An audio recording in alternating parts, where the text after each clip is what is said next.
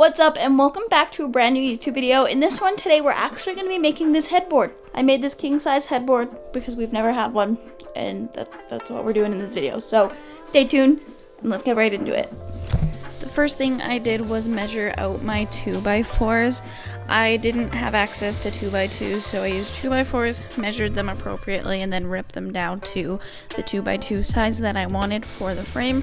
I thought 2x4s would be a little bit overkill and heavy, so that's why I wanted 2x2s instead. It worked out great. I dry fit it here and then danced a little bit because I was feeling it. And it was looking good, so I drilled my pocket holes, which is a very time consuming, but I actually really do love this process because it just makes a piece just feel so much better. I used to just drill right through the wood and split it all the time, so as a beginner woodworker, pocket holes were essential to learn. But then I screwed it all together, and then I cut to size my 1/4 inch plywood. I thought thicker plywood would have been, again, way too heavy. This is something I'm mounting to my wall, so I don't want it to be super thick and heavy. But then I used a brad nailer, threw a ton of nails in there to make sure it was all secure.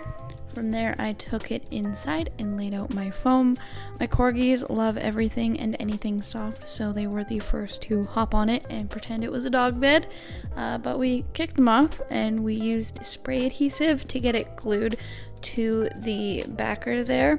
I did miss a step filming putting on the fabric, but all you do is lay the fabric on the floor, put the headboard on the fabric foam side down, pull over the fabric, and then staple it in place, and then cut a slit. I'll put a picture on the screen.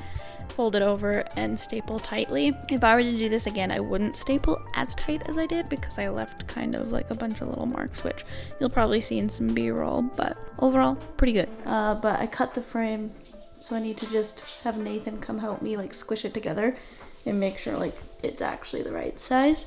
And then tomorrow, I will trim it down because there's kind of a lip and I want it to be flush or just a little bit shorter than the pad. So I'm going to trim it down, stain it, finish it, and then we'll be ready to hook it and put it on the wall.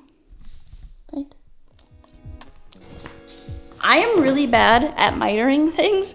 I'm not good at math, so woodworking is kind of a challenge sometimes. But we're getting there. I think I have everything mapped out the way I need it to be, so we're going to rip it down. They are 3.5 inches, and I want them to be 2.5 inches so that the padding of the headboard sticks out just a little bit more. So we're gonna rip these down, and then we will stain them, sand them, all that fun stuff, finish them, and then we'll put it together tomorrow. This part is pretty self-explanatory. I just ripped the boards down from 3.5 inches to 2.5 inches, and then after that I sanded it down with 220 grit sandpaper and stained it with my favorite color of stain, which I'm going to use throughout my bedroom. We are at the final stage of the headboard, so what we're gonna do is a French cleat. I did miss a few steps when it came to putting on the materials, so I will make an in-depth blog post on my website so you guys can see the actual steps I took, and I'll try to include measurements. All headboards and pieces are gonna be different because mine was different from the tutorial that I watched. I just kind of used it as a guide. But yeah, there'll be a blog post. I'll link that in the description, but right now we're gonna do a French cleat.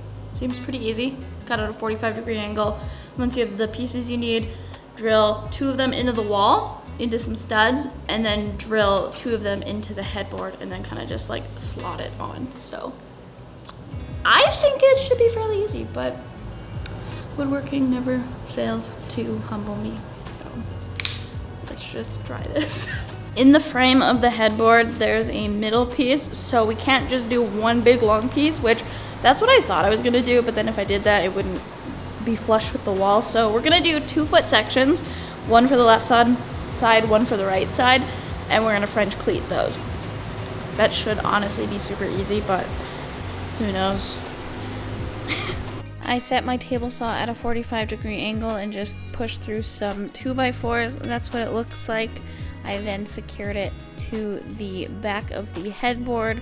I overkilled this part of it, but I honestly don't want it falling off the wall onto my head and killing me. So you gotta do what you gotta do.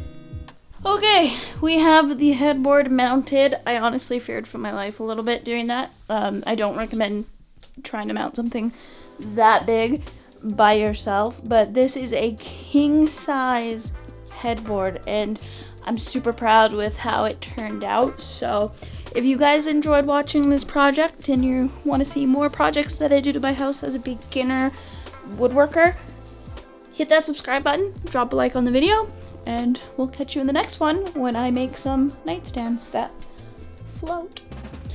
But yeah, that's it. That's all. That's the video. Thanks for watching. Bye.